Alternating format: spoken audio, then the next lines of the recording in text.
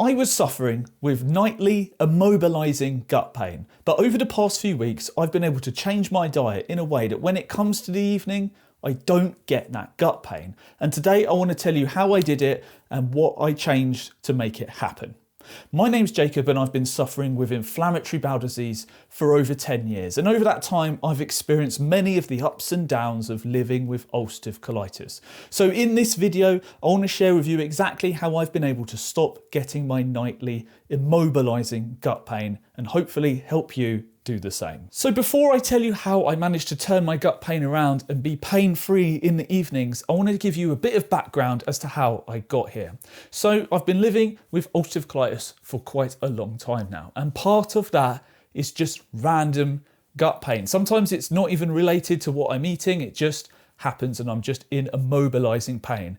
And when it happens, it's almost as if I become disabled. I can't walk around or even be upright anymore.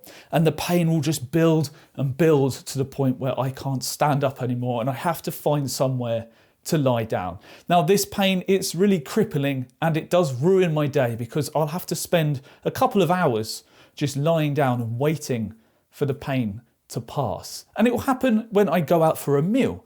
If I go out for a meal with others, I'll eat the food and then suddenly I'll look around the table and I'll think, am I the only one in pain?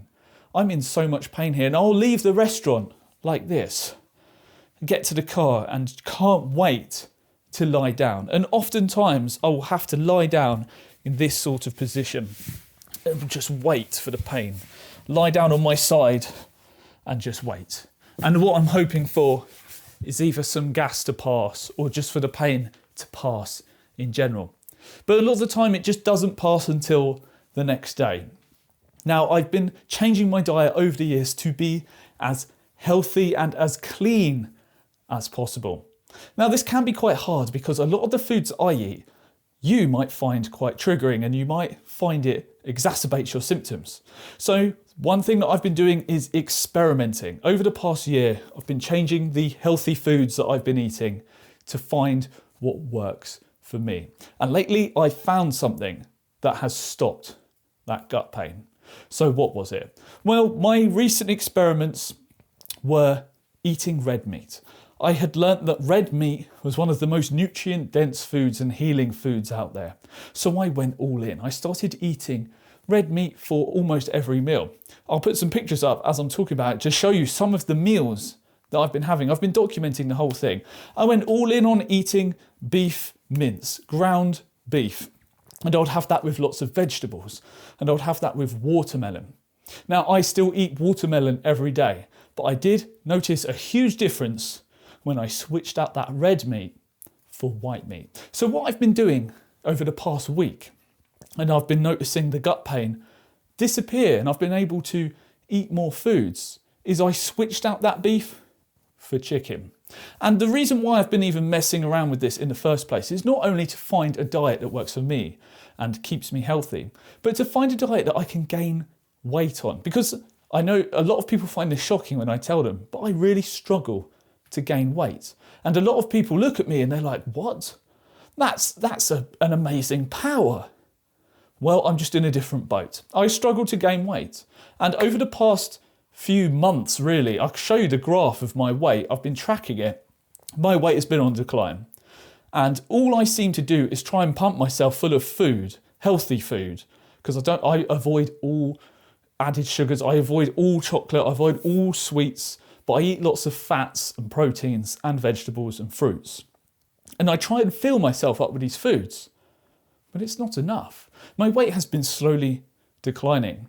And the turning point for me was over the past month, I saw my muscle mass decline. I became so light that I'd actually lost a whole kilo of muscle.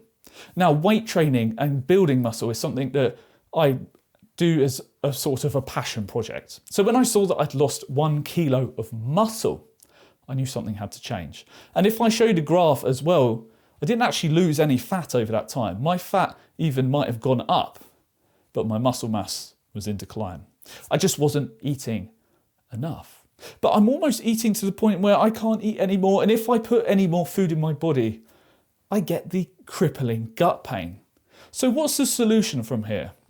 Well, what I started to do was eat more fats because I find fats that work for me, like peanut butter. I decided when I go to work, I'm not just going to have my fruity snack. I actually take a jar of peanut butter and I just eat it. And it's funny looking at the people around me, they look a bit perplexed. They're like, why have you got watermelon every day? And why are you eating peanut butter? Well, I have my reasons, and I'm sure you understand, being on this channel dedicated to inflammatory bowel disease, it makes perfect sense that I would be eating strangely compared to everyone else. I just take my diet very seriously. And when I look around at the other people eating, they're eating things I wouldn't want to put inside of me. It's that old saying, your body is a temple. When I was a younger person, I did not pay any attention to this saying, but now I truly feel like I embody it. I really think about the foods that I put inside of my body. So going back to that white meat swap that I did to remove the beef, well, lately I've been getting really into roasting. So I'll turn the oven on for 45 minutes, put in chicken breasts and some sweet potato. And I've even had this with my salad that I would typically have. And something drastic has changed. It gets to the evening and I'm not in pain. This has been huge for me. So many times have I sat there, I've had my healthy beef and salad meal in the morning, and it gets to the evening and it always seems what I eat around 9 a.m. will hit me and affect me at about 5 to 6 p.m. And having the chicken has changed everything. I'm able to eat more now. I'm able to make larger portions and it's not crippling me. It's just a monumental change for me to be able to eat more food and to not be in pain. You don't understand, well, I'm sure you probably do understand how different this is. Having such a long history of not being able to eat and be in gut pain, it's almost that eating food is just suffering for me.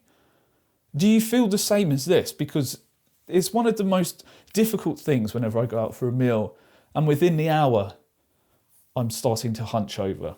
I'm starting to walk around like this, and I wish that I never ate the food that I did. But it's very hard to make the right choices when you go out for a meal, when you go to a restaurant, when you eat out. It's difficult. And then you've got almost the social pressure to pick something there and then, and you pick something and you might even start to regret what you've picked after you've picked it, because I get stuck in the moment.